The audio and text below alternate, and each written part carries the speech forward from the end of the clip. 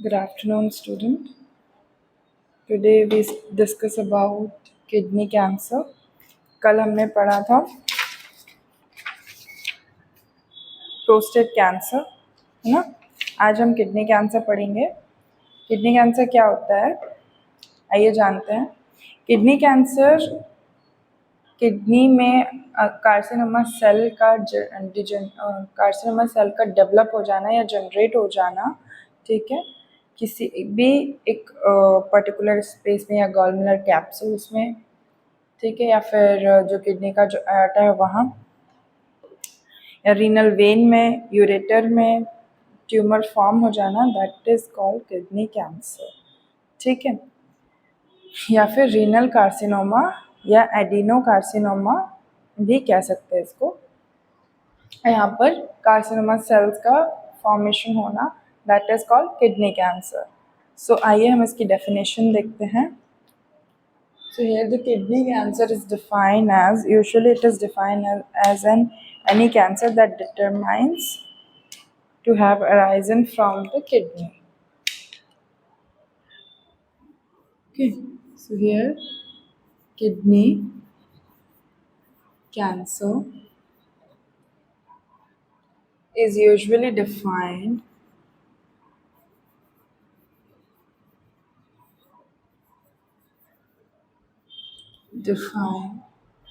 as an cancer that is determined to have arisen, that is determined to have arising from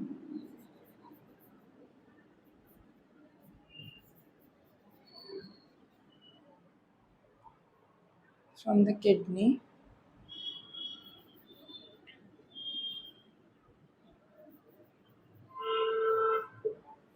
okay. Kidney cancer originate, here the kidney cancer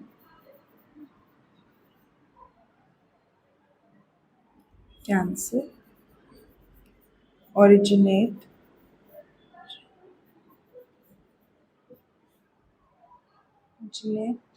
in the kidney,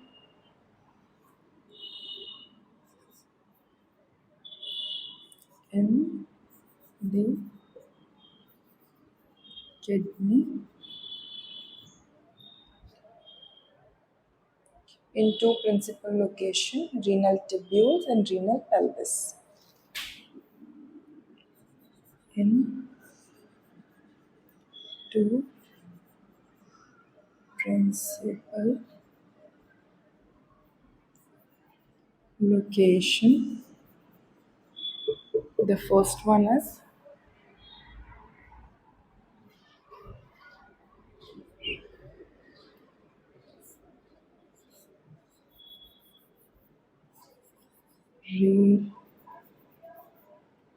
capsule and renal pelvis.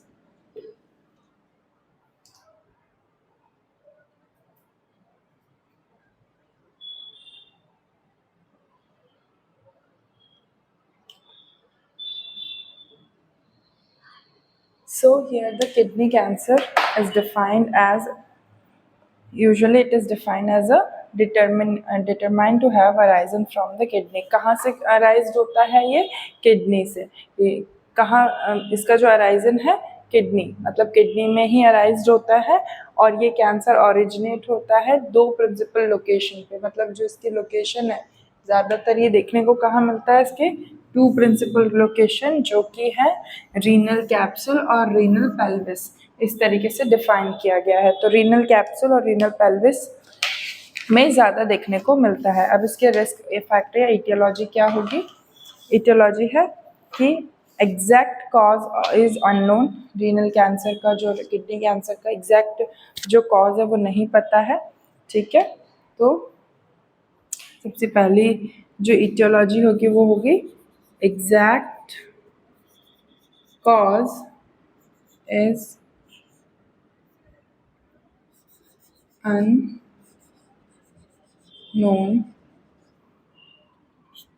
then cigarette smoking,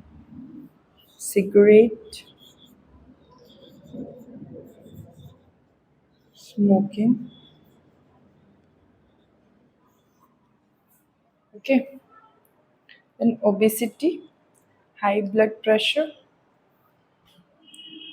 here, obesity,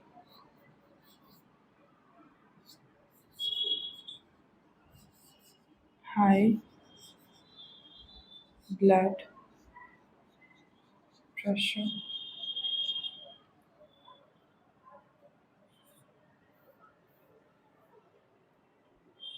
ठीक है, long term dialysis, अगर पूरे time dialysis पे depend है तो यहाँ पे क्या आएगा, लॉन्ग टर्म डायलिसिस, ठीक है।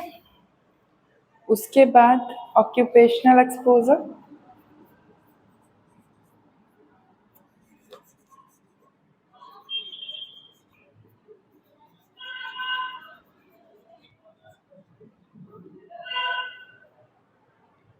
Occupational exposure with a toxic compound,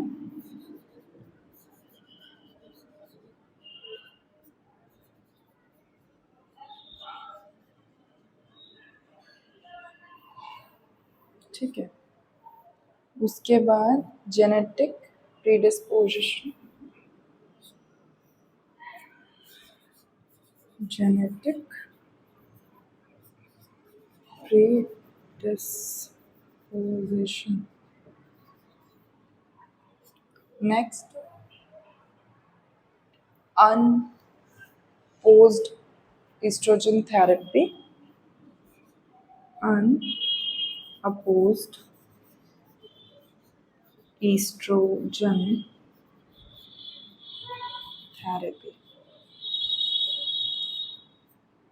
So here the causative agent of the kidney cancer is, exact cause इसका नहीं पता है ना, तो सिगरेट स्मोकिंग की वजह से हो सकता है, ओबेसिटी की वजह से हो सकता है, हाई ब्लड प्रेशर की वजह से हो सकता है, लॉन्ग टर्म डायलिसिस है, अगर डायलिसिस का बहुत लंबे समय से चल रहा है तो उस कंडीशन में हो सकता है, फिर occupational exposure to the toxic compound, occupational exposure होगा टॉक्सिक कंपाउंड के साथ तब भी हो सकता है, फिर जेनेटिक प्रीडिस्पोजिशन हो रहा है तब भी हो सकता है, फिर अनअपोज्ड ईस्ट्रोजन थेरेपी चल रही है उस टाइम पे भी हो सकता है, ठीक है। उसके बाद हम देखेंगे इसके clinical manifestation.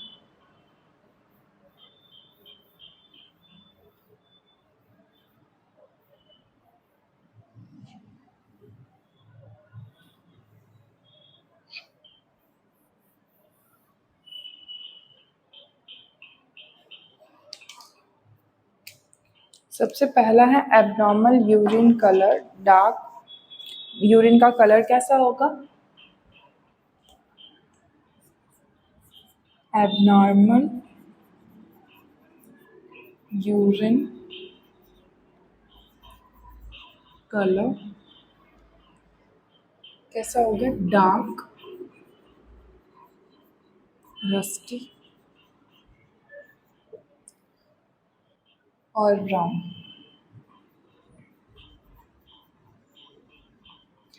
Brown due to blood in the urine.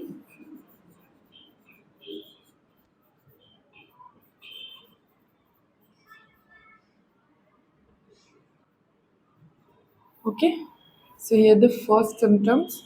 Then second symptoms of kidney cancer is flank pain और back pain. फ्लैंक पेन मतलब साइड में, ठीक है, साइड में पेन हो रहा है तो उसको हम क्या बोलेंगे, फ्लैंक पेन। तो यहाँ पर flank pain और back pain, राइट। थर्ड क्या है हमारा, हाइड्रोनेफ्रोसिस, हाइड्रोनेफ्रोसिस, हाइड्रोनेफ्रोसिस।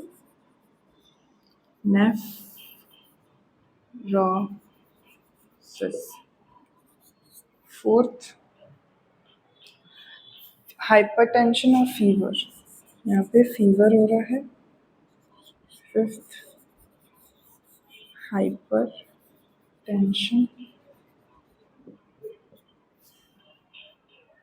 ठीक है, हाइपरटेंशन।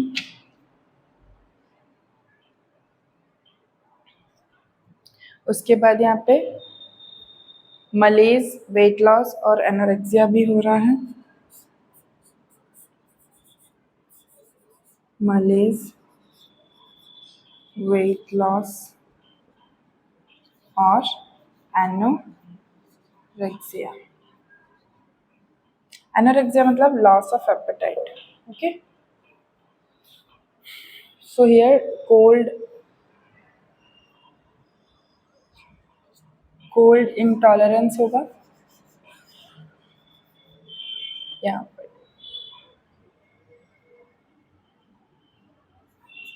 क्यों होगा? क्योंकि हमारी किडनी होल्ड नहीं कर पाएगी अभी यूरिन को, है ना। कोल्ड इंटॉलरेंस मतलब ठंडा उसको झेला नहीं जाएगा, ठंडा नहीं झेल पाएगा वो। तो यहाँ पे क्या होगा, कोल्ड इंटॉलरेंस, ठीक है। 8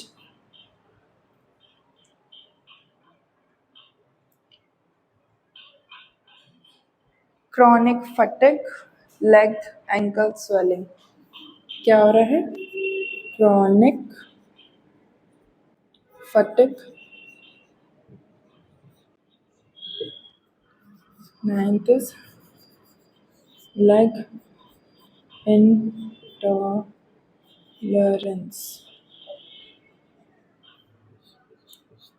10th night sweat,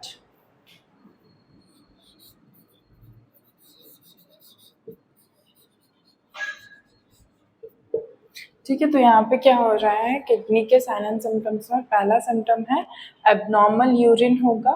यूरिन में कलर जैसे डार्क, रस्टी और ब्राउन कलर दिखने को मिलेगा, किसके कारण? ब्लड के कारण। ब्लड यूरिन में हो रहा है, मतलब हेमेटूरिया हो रहा है उस कारण से, है ना, हेमेटूरिया। हाँ, उसके बाद फिर फ्लैंक पेन और बैक पेन दोनों ही होगा। हाइड्रोनेफ्रोसिस होगा, फीवर होगा, हाइपरटेंशन होगा। हाइपरटेंशन मतलब बीपी बढ़ेगा, ठीक है। क्योंकि अगर किडनी यूरिनेट नहीं कर पा रही है, फिल्ट्रेशन नहीं कर पा रही है, तो सोडियम का फॉर्मेशन ज़्यादा होने लगेगा और उस फॉर्मेशन के होने की वजह से यहाँ पे क्या होगा, हाइपरटेंशन होगा, ठीक है। फिर मलेज होगा, वेट लॉस होगा, एनोरेक्सिया होगा। मलेज मतलब थकावट लगना, है ना, लुस्त लगना। वेट लॉस होगा और फिर एनोरेक्सिया मतलब होता है लॉस ऑफ एपेटाइट, है ना। तो कोल्ड इंटॉलरेंस होगा। Cold intolerance in the sense कि वो ज़्यादा ठंडी बर्दाश्त नहीं कर पाएगा। फिर क्रॉनिक फटिग मतलब बहुत ज़्यादा ऐसे थकावट लगना, मतलब सीवियर तरीके से बहुत ज़्यादा थकावट लगना। लेग इंटॉलरेंस, ठीक है। लेग इंटॉलरेंस मतलब होता है कि लेग में और एंकल में स्वेलिंग।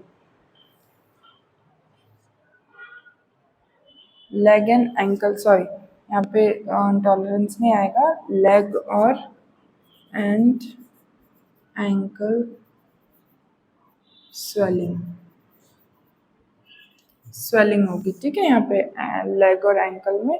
और नाइट स्वेट होगा, रात में स्वेटनेस होगी, ठीक है। तो ये सारी चीज़ें किस में थी, हमने इसके सिम्टम्स में देखिए। अब हम बात करेंगे इसके मैनेजमेंट के बारे में। तो मैनेजमेंट क्या होगा इसका? मैनेजमेंट में हम क्या करेंगे, कैसे मैनेज करेंगे? तो मैंने आपको पहले भी बताया है कि कैंसर वाली चीज़ों में हम कभी भी मेडिकल मैनेजमेंट में सिम्टोमेटिक ट्रीटमेंट ही देते हैं। तो यहाँ पर हम सीधा सर्जरी पोर्शन पे आते हैं। तो सर्जरी में क्या क्या करेंगे हम? सर्जरी में हम कॉमन ट्रीटमेंट करेंगे मतलब किडनी कैंसर का, जो लोकल थेरेपी देंगे। ठीक है, लोकल थेरेपी में सबसे पहला आएगा नेफ्रेक्टॉमी सर्जरी। नेफ्रेक्टॉमी सर्जरी, ठीक है। उसके बाद हम देखेंगे, नेफ्रेक्टॉमी मतलब रिमूव कर देंगे एक टाइप की किडनी जिस टाइप है। आर्ट्रियल एम्बोलिज्म, ठीक है। आर्ट्रियल एम्बोलाइजेशन मतलब होता है एक टाइप ऑफ लोकल थेरेपी होती है जिसमें जो ट्यूमर्स है उसको श्रिंक कर दिया जाता है, ठीक है, कैथेटर के थ्रू, और ब्लड वेसल्स जो होती है लेग्स में डाल के, और ये ट्यूब से पास्ड होता है, मतलब मेन ब्लड वेसल्स होती है उससे पास होता है, ब्लड सप्लाई होता है इससे किडनी में। क्लियर? तो यहाँ पे आर्ट्रियल एम्बोलाइजेशन करेंगे, आर्ट्रियल एम्बोलाइजेशन करेंगे, है ना। तो आर्ट्रियल एम्बोलाइजेशन में क्या होता है, एक टाइप की लोकल थेरेपी है, लोकल थेरेपी जिसमें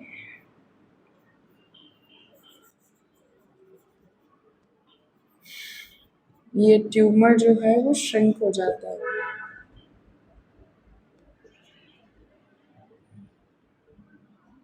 ठीक है, यहाँ पे ट्यूमर क्या हो जा रहा है, श्रिंक हो जा रहा है। इसके बाद हम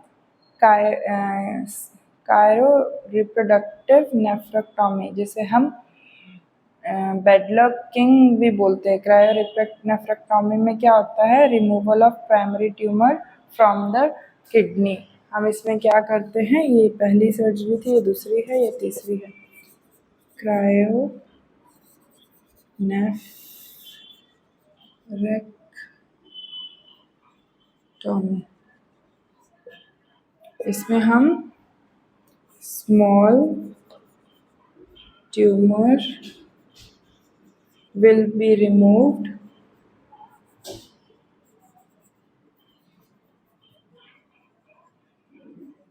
ठीक है। इसमें क्या होता है, स्मॉल ट्यूमर जो होता है वो क्या हो जाता है, रिमूव्ड हो जाता है, ठीक है। Then next is biological therapy, radiation therapy और कीमोथेरेपी, ठीक है। अब उसके बाद हम क्या करेंगे, बायोलॉजिकल थेरेपी देंगे।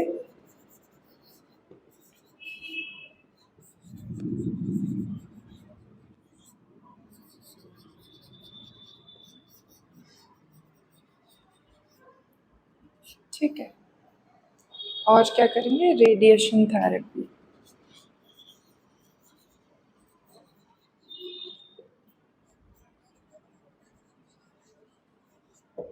ठीक है, तो ये सारी चीज़ें हम किसके अंदर करेंगे, मैनेजमेंट के अंदर।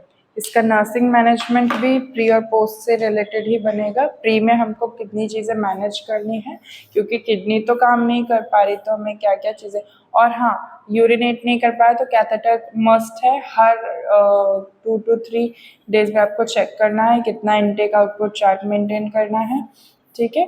और ये प्री वाले केसेस में होगा। पोस्ट वाले केसेस में भी आपको ये चीज़ करनी है, पर सर्जरी रिलेटेड चीज़ें भी करनी है, जैसे इंसिशन हुआ है तो उस जगह की केयर करना, उस जगह की ड्रेसिंग करना, उस सारी जगह का जो भी सराउंडिंग्स में कोई इन्फेक्शन तो नहीं है ना, ये लेशन तो नहीं हो रहा है, तो ये सारी चीज़ें आपको चेक करनी पड़ेगी। हम नर्सिंग मैनेजमेंट में करेंगे, ठीक है।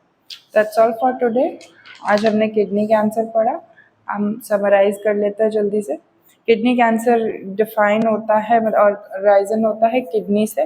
किडनी के 2 प्रिंसिपल लोकेशंस होते हैं, एक होता है रीनल ट्यूब और एक होता है रीनल पेल्विस। इन्हीं 2 जगह से ओरिजिनेट होता है। उसके बाद आता है ना ईटियोलॉजी, तो ईटियोलॉजी में हमने देखा कि इसका कोई एग्जैक्ट कॉज नहीं है, कॉज इसका अननोन है। Cigarette smoking, obesity, high blood pressure, long term dialysis की वजह से होता है, ऑक्यूपेशनल एक्सपोजर की वजह से होता है ना, और टॉक्सिक कंपाउंड की वजह से होता है, जेनेटिक प्रीडिस्पोजिशन की वजह से होता है। फिर हमने इसके साइन एंड सिम्टम्स देखे, जिसमें हमने ये देखा कि एबनॉर्मल यूरिन कलर हो रहा है, ठीक है, फ्लैंक पेन हो रहा है, हाइड्रो नेफ्रोसिस हो रहा है, abdominal mass, lump, fever, hypertension resulting from the secretion, ये सारी कंडीशंस हो रही है उसमें। मलेज, वेट लॉस हो रहा है, कोल्ड इंटॉलरेंस हो रहा है, क्रॉनिक फटीग हो रहा है, ठीक है, ये सारी चीज़ें हो रही है। नेक्स्ट हम मैनेजमेंट की बात करें अगर, तो मैनेजमेंट में सर्जरी हो रही है, जिसमें पहली सर्जरी है नेफ्रेक्टोमी, आर्टियल एम्बोलाइजेशन, और एक होता है क्रायो रिप्रोडक्टिव नेफ्रेक्टोमी, ठीक है, ये सारी चीज़ें हो रही है। बायोलॉजिकल थेरेपी होगी, रेडिएशन थेरेपी होगी, कीमोथेरेपी होगी, ठीक है, तो ये सारी चीज़ें हमने पढ़ी। फिर हमने ये पढ़ा कि मैनेजमेंट, नर्सिंग मैनेजमेंट में क्या लिखना है। नर्सिंग मैनेजमेंट में प्री और पोस्ट ऑपरेटिव केयर्स बनेगी। प्री में हमको जितनी भी पेशेंट को रेडी करने के लिए जितनी भी चीज़ें हमको नेसेसरी है, प्राइमरी और सेकेंडरी, वो सारी चीज़ें करनी है। After that, after the surgery, हमको उसका जहाँ पे वुंड वगैरह तो नहीं हुआ है, जहाँ पे ऑपरेट हुआ है उस जगह में कोई इन्फेक्शन तो नहीं है, ये सारी चीज़ें देखते हुए और ध्यान में रखते हुए उसकी पोजीशन से लेके सारी चीज़ें हमको मैनेज करके चलनी है, इस पे से केयर प्लान बनेगा, ठीक है। So that's all for today. Tomorrow we'll continue about the bladder cancer, or today only we continue about the bladder cancer, okay. So bladder cancer and brain tumor is the most important topic.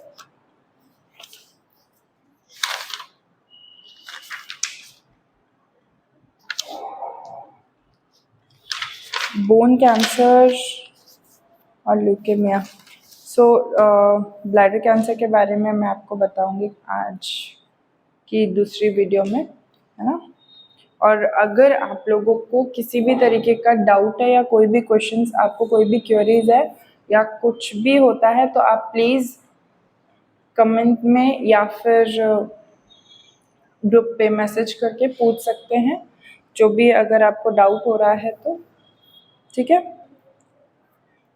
That's all for today. Thank you class.